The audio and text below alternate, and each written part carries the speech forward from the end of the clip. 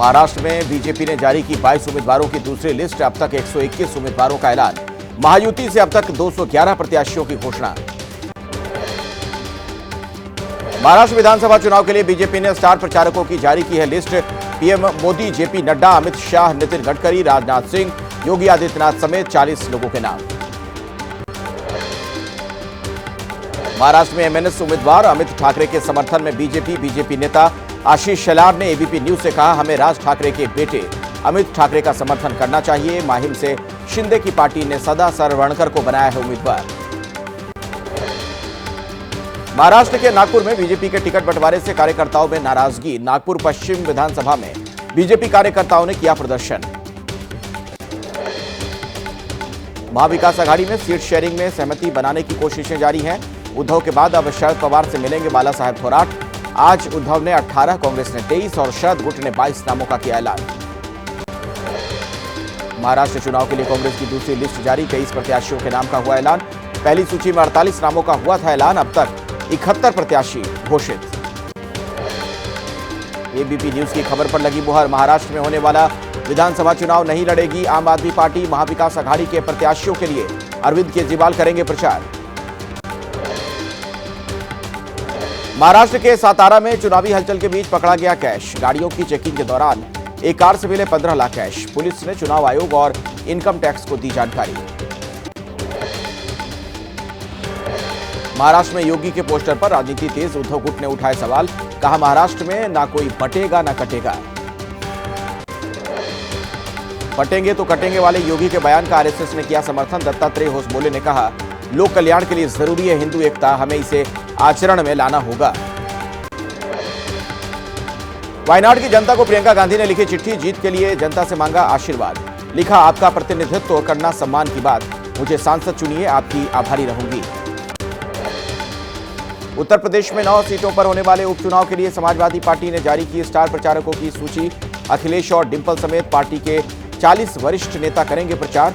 SP सांसद जया बच्चन और jail में बंद आजम खान का नाम भी शामिल। एसपी सांसद डिंपल यादव का बीजेपी पर हमला, कहा देश में नफरत और बांटने की राजनीति करती है बीजेपी।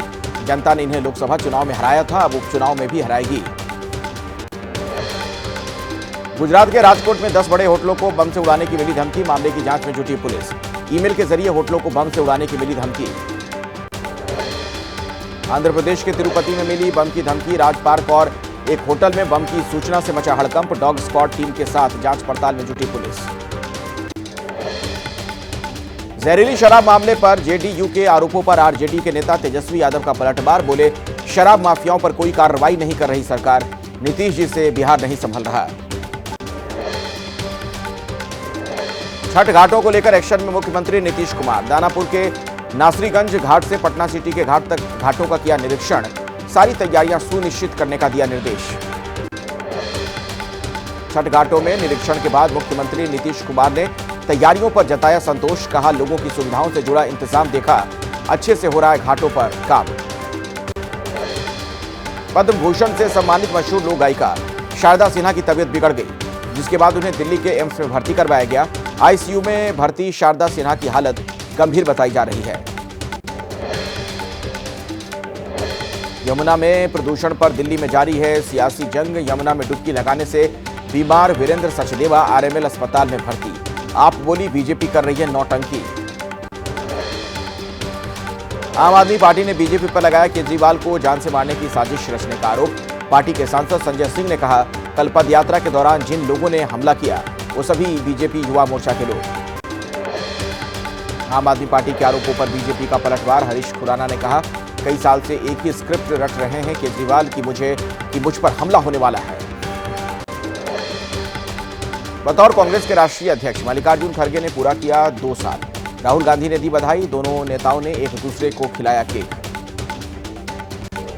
हिमाचल प्रदेश में नौकरियों को खत्म करने की अधिसूचना पर नेता विपक्ष जयराम ठाकुर का कांग्रेस सरकार पर निशाना। बोले, हिमाचल में पल पल चल रही पलटू राम की सरकार। लखनऊ में मुख्यमंत्री योगी आदित्यनाथ ने लगाया जनता दरबार। फरियादियों की सुनी समस्याएं।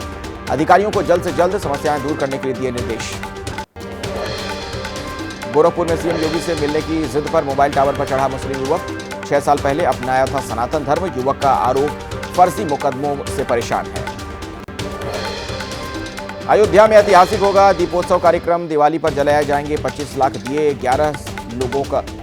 1100 लोगों का समूह करेगा आरती। 28 नवंबर से शुरू होंगे कार्यक्रम।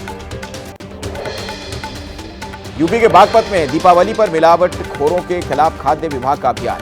टीम ने छापेमारी कर एक दुकान से 2 क्विंटल मिलावटी रसगुल्लों को नष्ट कराया। सफाई नहीं मिलने पर नोटिस जारी की। एमपी के नर्मदापुरम में खाद्य विभाग ने पकड़ा 300 किलो मावा। भोपाल से बस में छिपाकर लाई गई थी मावे की खेप। मावे का सैंपल जांच के लिए भेजा गया। एक बार फिर किसानों ने सरकार के खिलाफ खोला मोर्चा। पराली जलाने को लेकर दर्ज एफआईआर और धीमी गति से हो रही धान खरीद को लेकर अमृतसर में किसानों का प्रदर्शन। पंजाब के मोगा में बड़ी संख्या में इकट्ठा होकर किसानों ने फिरोजपुर लुधियाना मार्ग पर किया प्रदर्शन। किसानों ने कहा मांगे पूरी होने तक जारी रहेगा हल्ला बोल।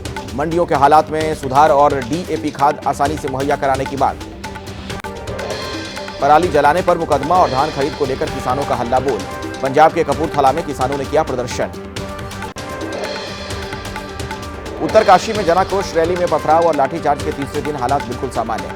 कल पूरे जिले में बंद के बाद आज पहले की तरह दुकानें खुली। हालात शांतिपूर्ण होने के बाद भी एहतियातन धारा 163 लागू। पुलिस प्रशासन ने पूरे इलाके में किया फ्लैग मार्च। लोगों से शांति बनाए रखने की अपील। पुणे टेस्ट में भारत की शर्मनाक हार। न्यूजीलैंड ने 113 रन से हराया। 12 साल बाद घर पर टेस्ट सीरीज में टीम इंडिया की हुई हार। मध्य प्रदेश के रीवा जिले में दंपति को हैवानियत का शिकार बनाने वाले 8 दरिंदे गिरफ्तार। शादी के 6 महीने बाद पीड़िता अपने पति के साथ रीवा में घूमने आई थी। यूपी के गाजियाबाद में स्नैचिंग लूट चोरी करने वाले गिरोह का भंडाफोड़। 6 आरोपी गिरफ्तार। अवैध हथियार चोरी के 41 मोबाइल फोन, 4 मोटरसाइकिल, 3 स्कूटी भी बरामद। गुरुग्राम में बिल्डिंग के ऊपरी मंजिल में रह रहे लोगों का किया गया रेस्क्यू। महिलाओं, बच्चों सहित सभी को स्थानीय लोगों ने बचाया। महाराष्ट्र के कोल्हापुर में प्राइवेट बस में लगी भीषण आग। बेलगांव से पुणे जा रही थी बस। एक यात्री की जलकर मौत। बाकी यात्रियों को सुरक्षित बचाया गया। तमिलनाडु के थूथुकुडी में लकड़ी के गोदाम में लगी आग। आग लगने से आसपास अफरा तफरी का माहौल। मौके पर पहुंची फायर ब्रिगेड की टीम ने आग पर काबू पा लिया है। दारा तूफान और बारिश के बाद कोलकाता एयरपोर्ट के पास सड़कों पर भारी जल जमाव। आने जाने में लोगों को दिक्कतें हो रही हैं। सड़क पर जाम के हालात। पश्चिम बंगाल के पूर्व मेदिनीपुर में दीघा बीच पर्यटकों के लिए खुला। तूफान दाना के चलते पर्यटकों के लिए बंद किया गया था दीघा बीच। यूपी के लखीमपुर खीरी में बाघ से ग्रामीणों में खौफ। खेत से निकलकर सड़क पर आया बाघ। लोगों ने बाघ का बनाया वीडियो। हलचल देख दोबारा खेतों में घुसा।